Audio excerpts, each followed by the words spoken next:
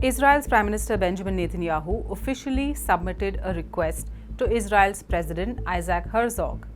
It's a request to pardon Netanyahu. Anyone would ask the obvious question: pardon him for what exactly? And that's what makes this request so extraordinary. Netanyahu is asking for a full pardon in his long-running corruption trial. The logic usually is that a person is pardoned after they are convicted. Netanyahu has decided, why wait for the conviction? Let's ask for a pardon even before the trial is over, even before there's a verdict. The 111-page petition argues that political instability and constant court appearances are undermining Israel's ability to govern and maintain national unity amid serious regional challenges. It says a pardon would serve the country's interests. My personal interest was, and still is, to continue with the legal process to its end until a full acquittal in all charges. But the security and political reality, the national interest, those demand otherwise. Netanyahu is accused in 3 separate cases of bribery, fraud, and breach of trust. These allegations he has repeatedly denied.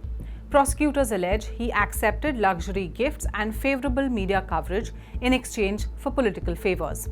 The trial began in 2020, marking a rare case where a sitting prime minister faced a criminal charge.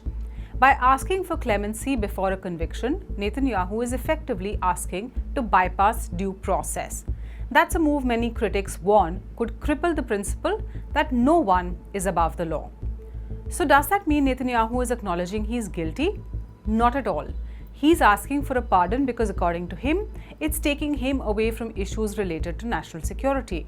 He admits to no guilt. The reaction inside Israel has been explosive. Supporters in his political coalition back the pardon, arguing the ongoing trial distracts from urgent wartime and diplomatic responsibilities. Defense and finance ministers, both of whom are right-wing figures, have called for the deep national rift to be healed. But across the country and beyond, many view the request as an assault on democratic norms. Opposition leaders say that granting a pardon without guilt admission would send a message that power trumps justice. From here, I call on President Herzog. You cannot pardon him without an admission of guilt, an expression of remorse, and an immediate retirement from political life. Demonstrations have erupted, with this one taking place outside the residence of President Herzog.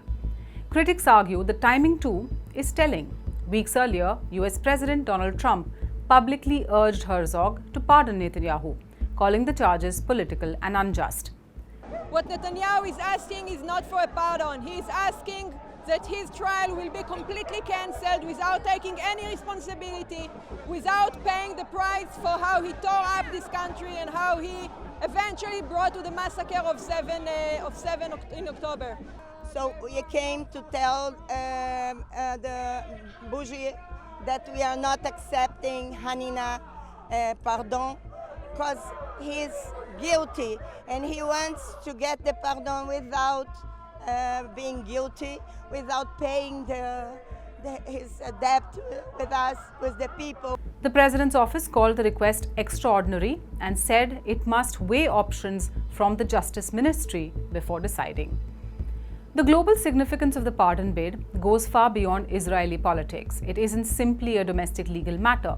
It touches on core democratic norms, justice, and accountability at the highest levels. For more such stories, subscribe to SNG News, hit the like button, and follow for more news updates.